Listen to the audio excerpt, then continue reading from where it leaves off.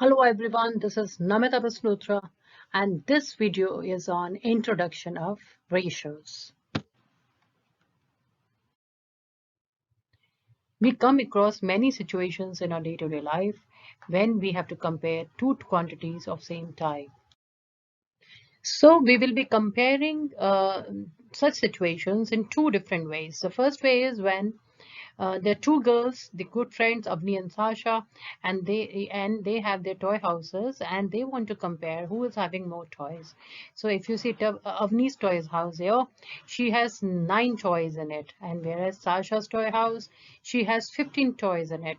So if you want to know who has more toys, so what we do, we will find the difference between 15 minus 9, and which becomes 6. So we can say Sasha has more toys.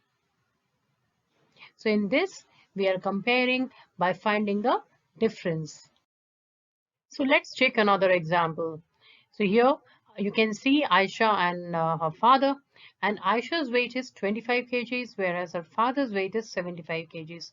And now we want to compare the weight of Aisha and her father by how many times the father's weight is of Aisha's weight. So how we are going to do that? We will find that we see that 25 into 3 is 75. So that means father's weight is 3 times more than Aisha's weight.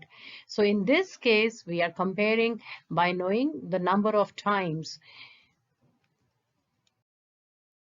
So this is how the ratios are different. So ratio is are if we compare the two quantities in the terms of how many times, then this comparison is known as the ratio. So like we took two examples. In the first example, the comparison was finding the difference.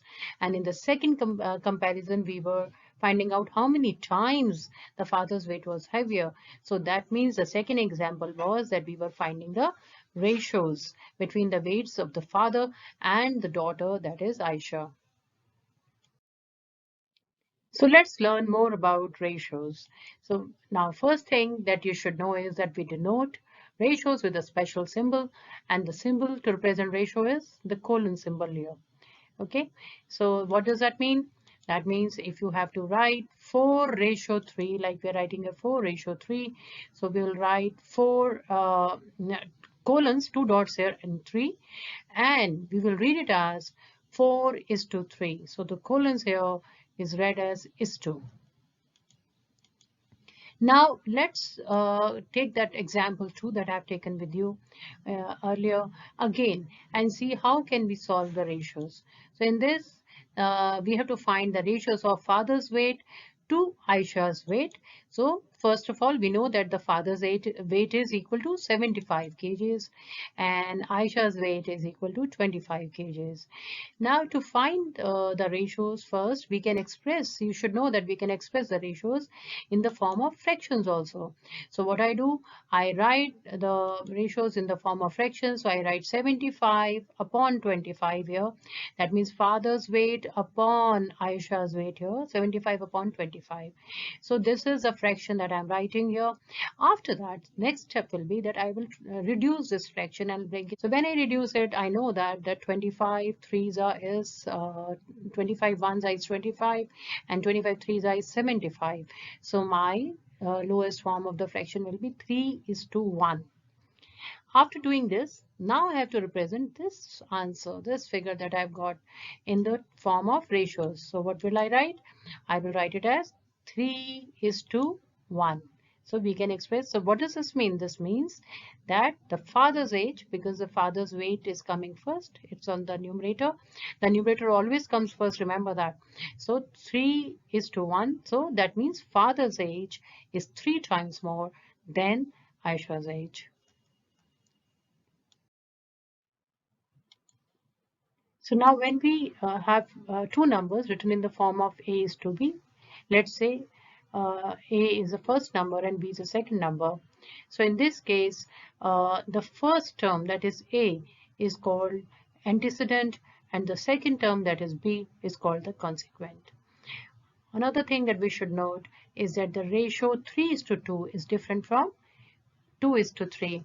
Thus, the order in which the quantities are taken to express their ratios is important. And another thing, that a ratio may be treated as a fraction. Thus, the ratio 10:3 may be treated as 10/3. We have just seen that how we calculate the ratios in the previous slide. So let's do one more question here.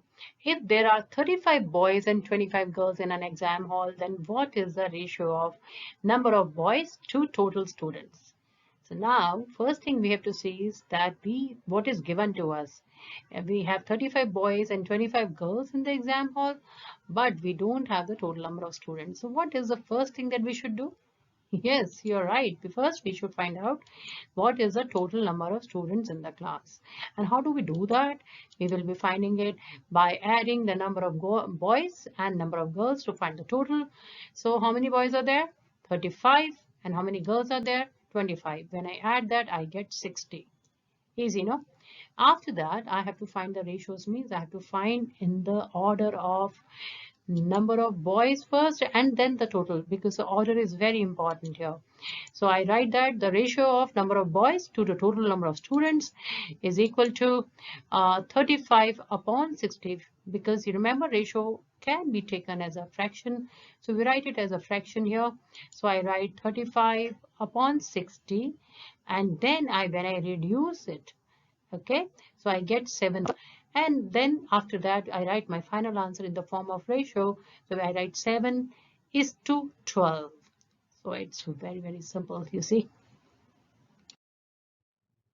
So now there's another thing that I want you to know is that if you have such quantities which have units in it, and the units are different, so how do we deal these units? First of all, the unit must be the same to compare two quantities. So if you have a quantity which is in kilograms and the other one is in the grams, so you have to either have both the quantities in grams or both of them in kilograms, then only you can compare.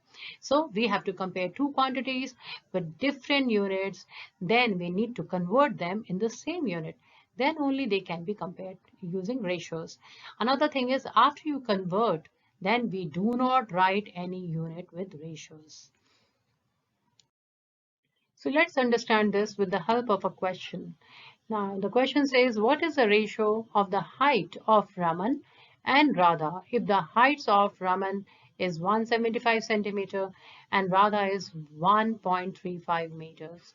So here we note that the unit of the height of Raman and Radha is not same. What do? We have to convert these into the same unit. So let's do that.